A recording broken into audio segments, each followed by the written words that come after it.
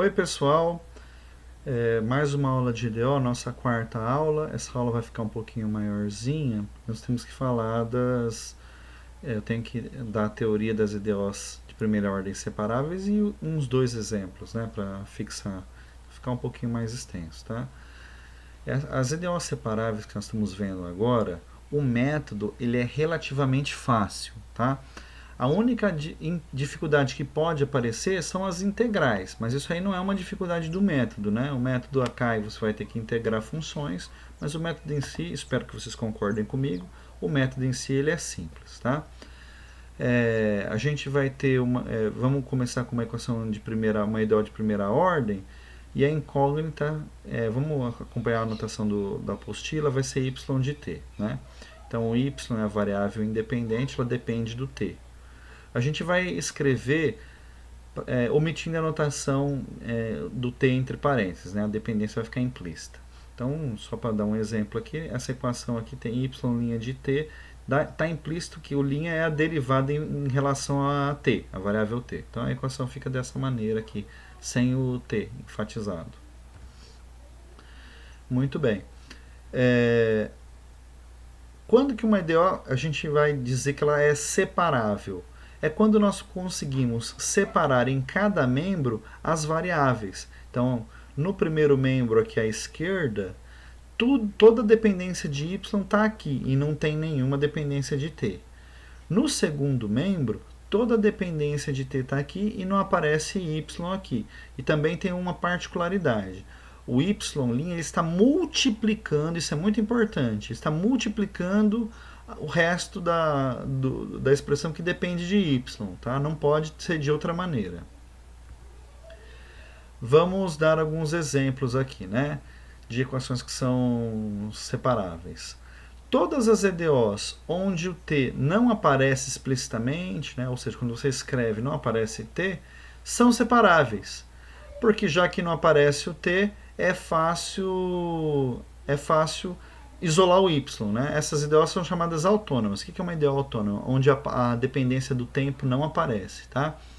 Basta passar dividindo os termos com y. Por exemplo, no nosso exemplo da reação química é essa expressão aqui, né? Então tem uma função de y aqui nesse segundo membro. Para eu ter um termo que não aparece y, eu passo isolando isso, eu passo dividindo esses termos, fica dessa maneira, y' dividido por a menos y, b menos y, igual a k. Isso eu posso considerar como uma função de t, e isso aqui uma função, o primeiro membro, desculpa, uma função de y, né? Então está na forma separável essa equação. O segundo termo é a lei de Malthus. É uma equação autônoma, não aparece t também, basta passar o y dividindo, vai ficar y' por y igual a k. Está separado aqui as variáveis. E o segundo exemplo é a lei de Verhulst também, por não aparecer t, basta passar essa expressão separando aqui, dividindo. E observe que eu vou botar o y em evidência aqui, né? Mais tarde a gente vai resolver essa equação aqui, tá? Um segundo exemplo são as EDOs lineares de primeira ordem homogêneas. Só para lembrar, né? A linear de primeira ordem é a equação desse termo aqui, ó.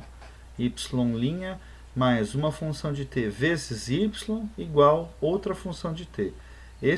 Essa função que não está junto de nenhum y chama-se termo forçante, né? E quando essa função b é zero, a gente diz que a EDO é homogênea, nesse caso aqui, né?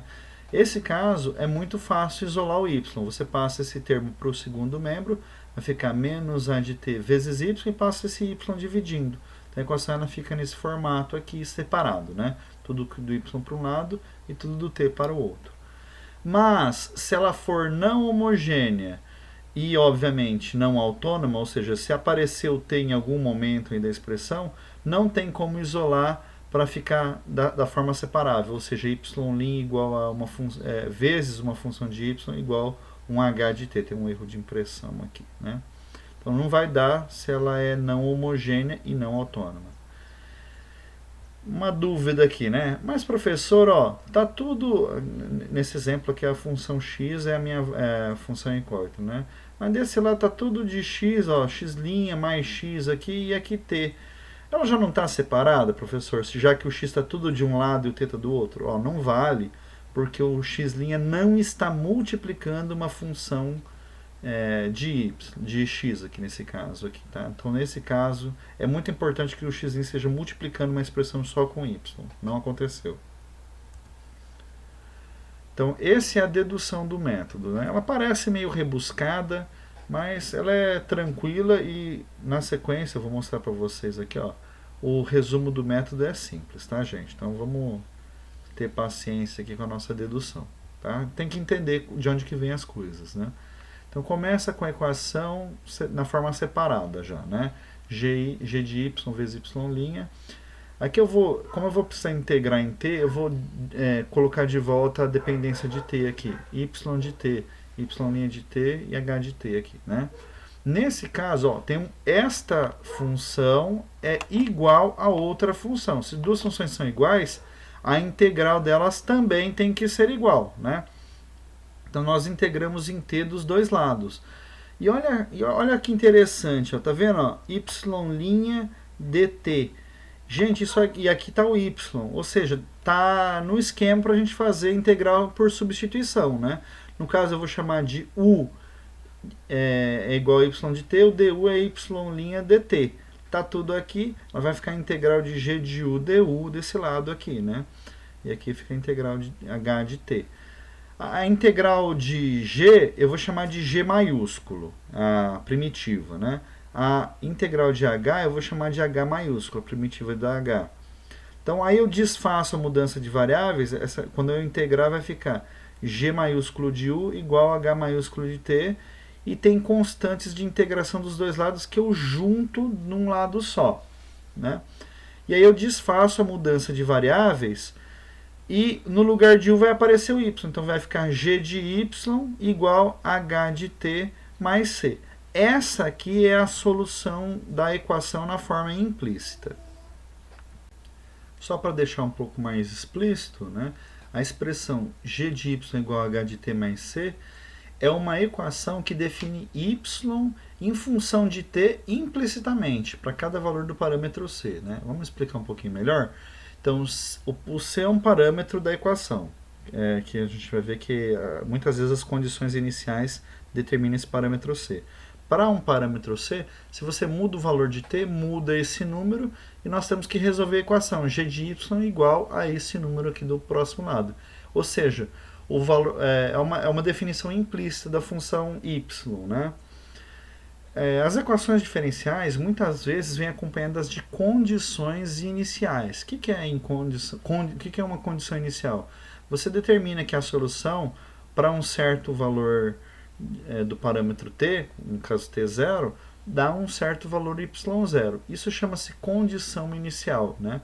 E quando eu dou uma condição inicial, substituindo o valor de t igual a t0 aqui vai ficar h de t0, aqui vai ficar g de y de t0, que dá y0, nós obtemos essa equação.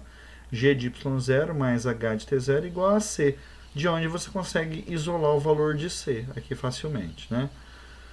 Agora, um item opcional, né? Já que a solução ela dá y implicitamente, você pode se esforçar um pouco mais para tentar inverter a função g, né? A inversa da exponencial é o ln, a inversa do t quadrado é a raiz de t, a inversa do seno é arcosseno, etc, né? Então, se possível inverter a função g, isto é, isolar o y, podemos encontrar uma expressão para isso. Isso chama-se y é dada explicitamente, uma expressão, né? É uma função numa forma mais natural. Claro que quando a gente está mexendo com o EDO na vida real, num trabalho de engenharia, não sei, ou em algum modelo que estamos fazendo, obviamente a gente vai querer isolar a função. Mas no nosso curso, né, como isso aqui, inverter, é mais um passo e ele não faz mais parte do método, eu vou colocá-lo como um passo opcional, né, porque... E eu aconselho vocês, na dúvida, não façam a tentativa de inverter a função g, porque vocês podem errar, é um passo que pode ocasionar um erro. Então, no caso, eu aceito perfeitamente soluções na forma implícita, dessa aqui, tá? Quando houver condições iniciais, você determina o c dessa maneira, está tudo tranquilo, tá? O passo de isolar o y é um passo opcional. Resumindo tudo, né? Nós partimos de uma equação na forma separável, g de y' igual a h de t.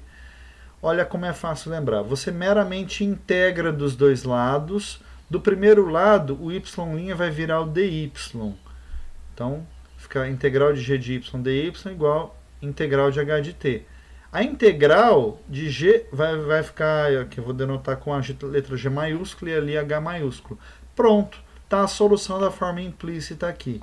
É muito importante que apareça a constante de integração.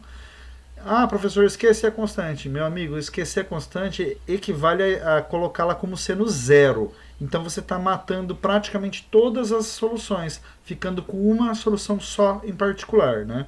É uma coisa que não vale a pena errar, né?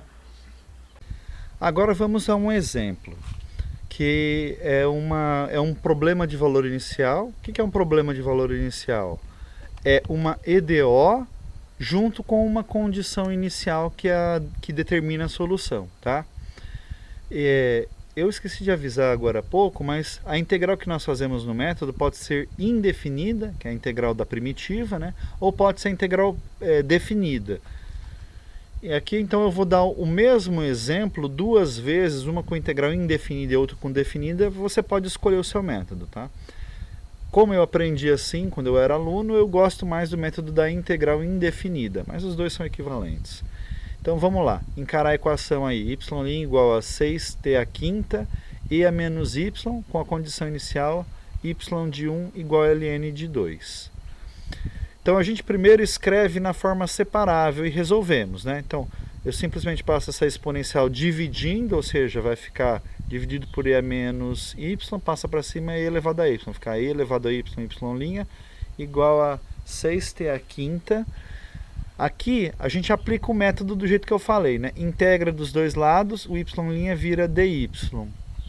Integra em t do outro lado. É uma integral super fácil. Aqui a integral é e elevado a y.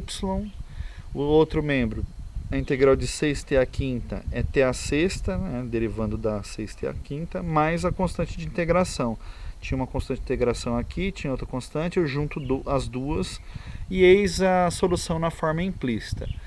Agora a gente vai usar a condição inicial. Presta bem atenção, pessoal. O valor de t é 1 e o valor de y para esse valor de t é ln de 2. Ou seja, t igual a 1 implica y igual a ln de 2. Eu substituo esses valores na expressão da solução que eu coloquei aqui para ter a solução, para determinar a solução do problema de valor inicial. Então lá vai.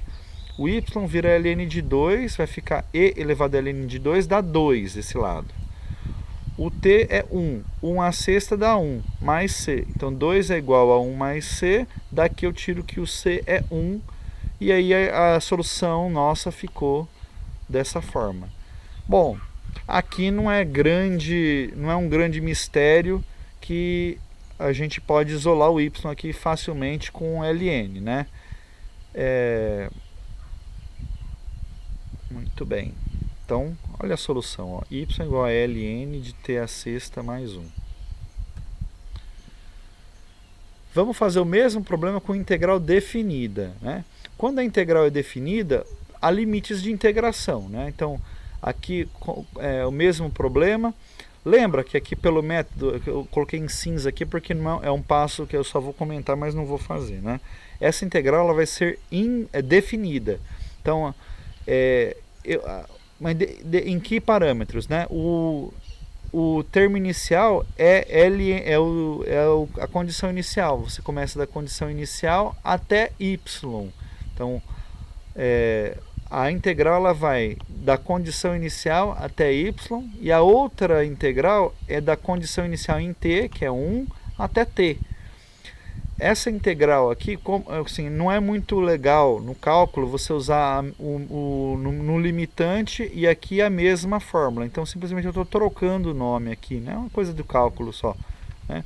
Então, o que era t aqui vai deixar de ser t, inventei o mesmo nome s, né? A primitiva aqui é e elevado a s, primitiva no final menos primitiva no inicial, isso aqui dá 2, né? Fica e elevado a y menos 2, é igual a t a sexta menos 1. Basicamente, aqui esse 2 passa para lá, vai ficar t a sexta mais 1, tá a solução na forma implícita e a mesma solução na forma explícita. Esse é o primeiro exemplo, né? O segundo exemplo, a gente vai resolver o modelo de Verhulst. Bom, como eu quero simplificar a minha vida, eu coloquei o número 1 aqui A. Eu vou resolver dessa maneira, tá? Inventei essa equação aqui, né? Primeiro nós escrevemos na forma separável, dividindo esse termo aqui, e eu já vou colocar o y em evidência, né? Então, pelo método, a integral desse lado, o y' vai virar dy, vai ficar integral de 1 sobre y menos, aqui é um erro de impressão, é 1, né? 1 menos ay dy igual a integral de 1 dt, e essa integral dá t mais a constante de integração. Essa integral aqui é uma integral por frações parciais, vocês lembram disso, né? Eu tenho que escrever essa fração como uma fração parcial, né? Então uma fatoração aqui y e o outro é 1 menos ay. Esse termo aqui não é muito legal integrar porque está acompanhando o número negativo, então eu vou só trocar ao lado, né? Vai ficar ay menos 1, que é mais tranquilo de integrar.